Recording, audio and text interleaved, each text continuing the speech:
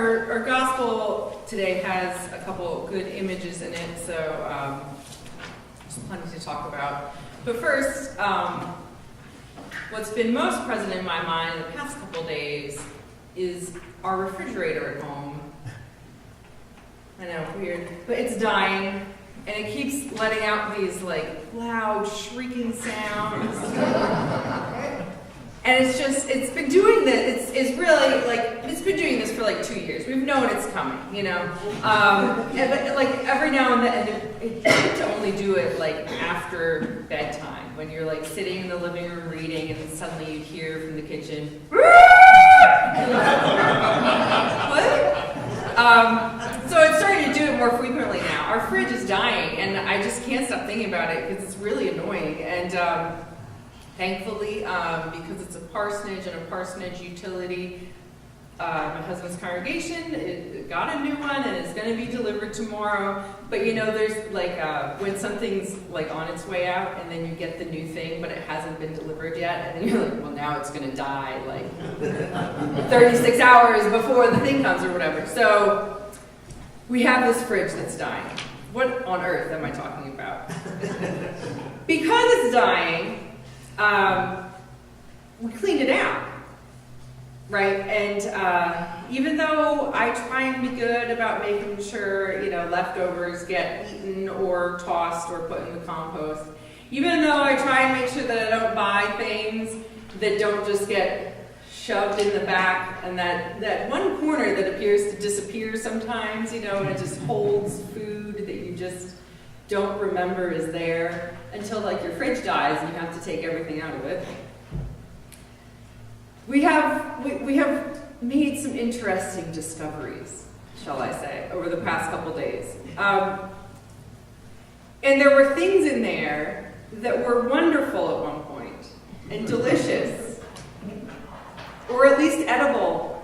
And now I think they may have started their own society. And so we had to throw them out because they lost that which makes them good and useful or tasty. So Jesus says to us, oh, look, I'm bringing it back around. You are the salt of the earth, but if salt has lost its taste, how can its saltiness be restored?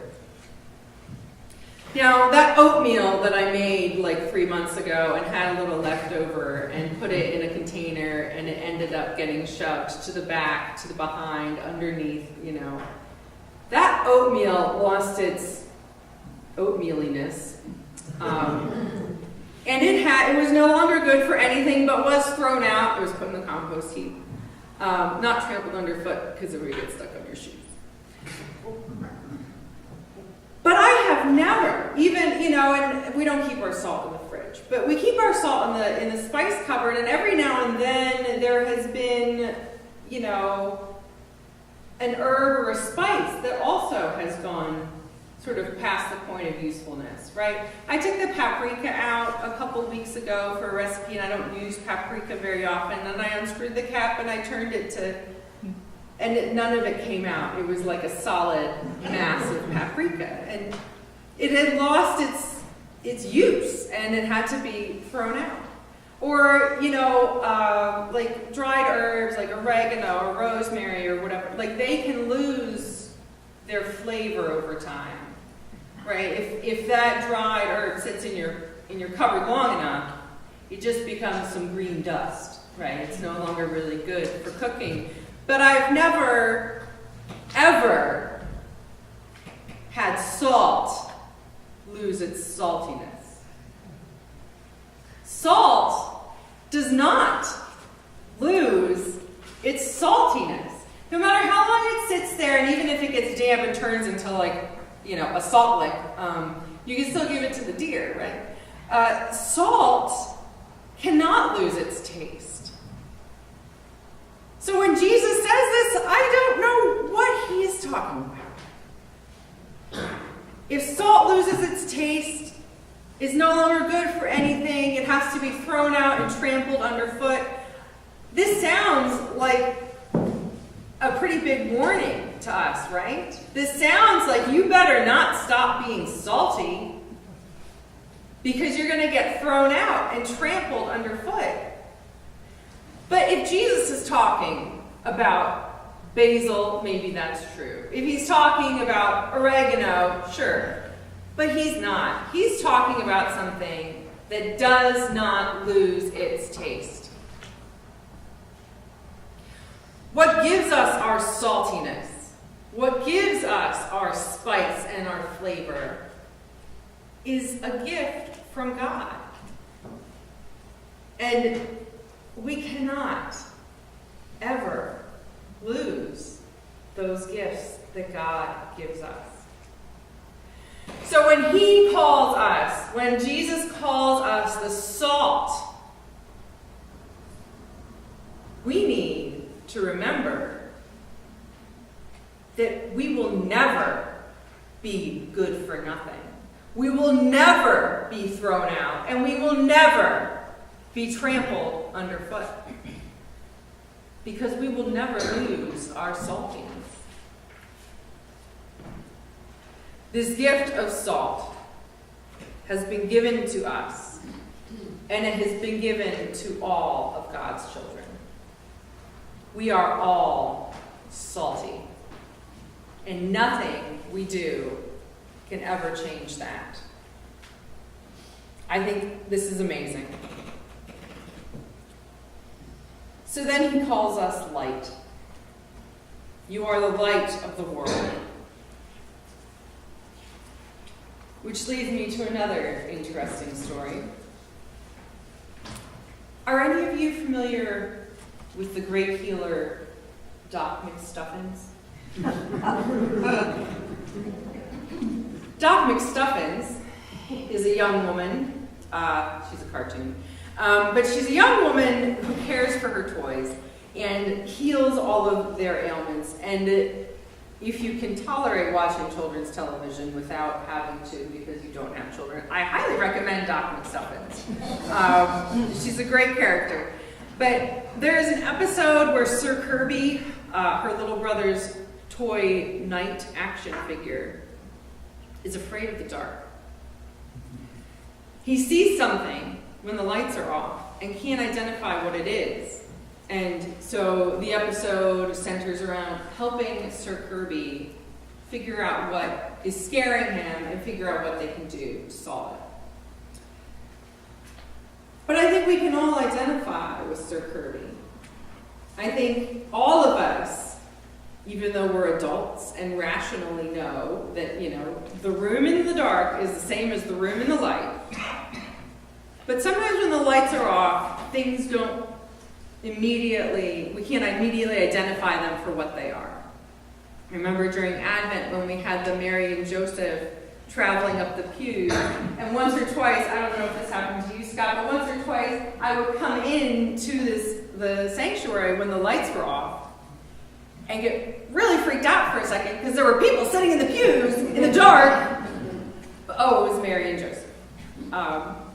So we can understand this fear of the dark even if we've been able to explain it away, right? But then it's not just the literal physical darkness that creates places in our lives that are scary or hard to see. Some would say we are living in dark times, right? Where there's darkness in our lives, we feel a darkness in our personal lives, maybe. So Jesus, when he talks about this light, he says that we are the light of the world. But the Gospel of John would disagree with him. It's not necessarily fair to pit Gospels against each other, but I wonder if we are better understood not as the light itself, but as the lamp. Paul, in the reading that we heard, talks about wisdom and understanding coming from God, gifts being bestowed by God. Our saltiness is well understood as a gift from God. And I think that the light itself can be understood that way too. The light we are given. And in John's Gospel, that light is talked about shining in the darkness, and that the darkness cannot defeat it. So this light that we are or that we have is the light of Christ. It's the light that we symbolize in our paschal candle when we have a baptism, and we light the little candle off of that flame. And we give that candle, not to the baby, but to the family, to symbolize that light that child now is as well. So we are the light, or we are the lamp that holds that light. And that light gives us the ability to go into those dark places without so much fear. It gives us the ability to shine a light on the parts of our lives that make us a little bit trepidatious, and shine a light on the parts of the world that are living in darkness or even creating it. So even though we might be frightened by the shadows or startled by the things that we see that we don't immediately recognize, we can put that light up on the lampstand and let it shine into all those places. And I think that maybe sometimes we don't feel so bright. Sometimes our own personal sense of light isn't shining so brightly. But that's why it's important to remember where that light comes from. In our baptismal liturgy, it comes from that candle back there. And it gets spread and shared with each person who is baptized. We are collectively the light of the world. So if our lampstand isn't that tall, or isn't that steady, we can share, or we can feel safe in the knowledge that others can share their light with us as well. So we are salty people. I like salt. It's good. We are salty people that cannot be desalinated. We will never lose our salty flavor. And we are people of a light that cannot be extinguished and that is shared among all of us. And I think this is just such good news. That no matter what we do, these gifts from God, this salt and this light, will never be lost, will never be taken away from us. We will never be thrown out and trampled underfoot. And likewise, all of God's children are salt. And all of God's children will never lose that saltiness. And none of God's children can ever be thrown out or trampled underfoot. So as we go out today, in a couple days, I think we might be seeing reminders of our saltiness on the roads. And as we go out today in the sunshine or the cloudiness, remember that you are salt and that you are light. And that even in moments when you're not quite sure what that thing is in the corner because it's a little bit dark over there, your light can illumine that space. And if you're not sure even that your light can do it on its own, there is plenty of light around you. There is plenty of light around you right now. And as we go into our lives, we can continue shine to be with each other, flavor, to shine with each other. Amen. And to add some flavor to each other's lives. Amen.